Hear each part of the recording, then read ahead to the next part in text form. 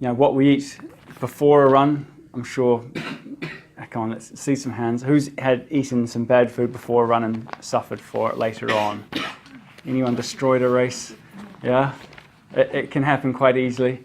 So, whether you're not eating enough or whether you're just eating the wrong foods before a run, it can have a huge effect on your run. So you want to show up to each run with a consistent amount of food and ideally consistently the same sort of food that you know that you can turn to. If you've not really been able to have a great lunch and you've got a club run in 2 to 3 hours, you've got something in your bag that you can always turn to. It doesn't upset you. Okay, something like a bar, some sort of a bar, maybe a banana or just whatever works for you. You've got to figure it out for yourself, and we can come up with more suggestions, but that's not really what this talk's about. But you want to have something to prepare you in the last minute if you haven't had a great lunch.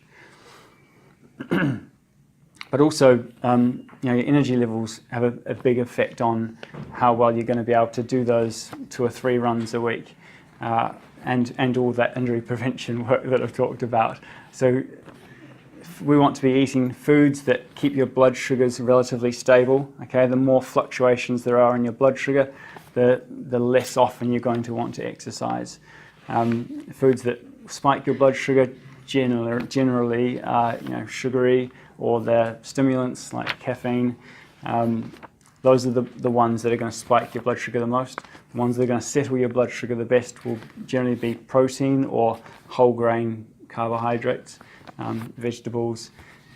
It's a very broad, if my wife heard this, she'd be like, that's not enough, you need to talk more about this. But just to give you a general idea, okay, there are foods that will help you feel like you've just got energy to last throughout the day, and there are foods that will just have you going up and down, and really hamper what you want to do with yourself. I'm sure a lot of you have got home and just thought, oh God, I cannot be asked going out tonight. And there's probably a good proportion of that has to do with the consistency of the food you've taken in that day.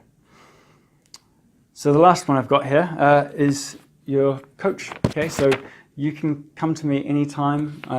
If you aren't sure about what group you should be going in, just flick me a message. Okay, if you're not sure about what you should be eating before your runs, let me know. Okay, if you've got some sort of a niggle, you think maybe you shouldn't be training tonight, let me know. Okay, the more you talk to me, especially if it's a niggle, if you're in touch with Katie, then have a quick chat to her, or even if it's after a run. We want to be nipping things in the bud as often as possible. We put a lot of work into trying to prevent injuries in this club, and still Kate gets too much work. There's too many clients for her to handle, literally. Okay, so for those of you who are new, it's a bit scary. Running is an abrasive sport, okay, and if you don't do the work to prevent the injury, there's a good chance you are going to get injured at some stage, and it won't be a sudden snap. It'll be a slow thing that just gets a little worse, and you could easily prevent it if you just addressed it early. Okay, as soon as you get a niggle, some sort of a weakness. But yeah, that's it. Any other suggestions? Anything that I've missed? No? All right, I must have done a good job though. Thank you very much for coming, and enjoy your run tonight.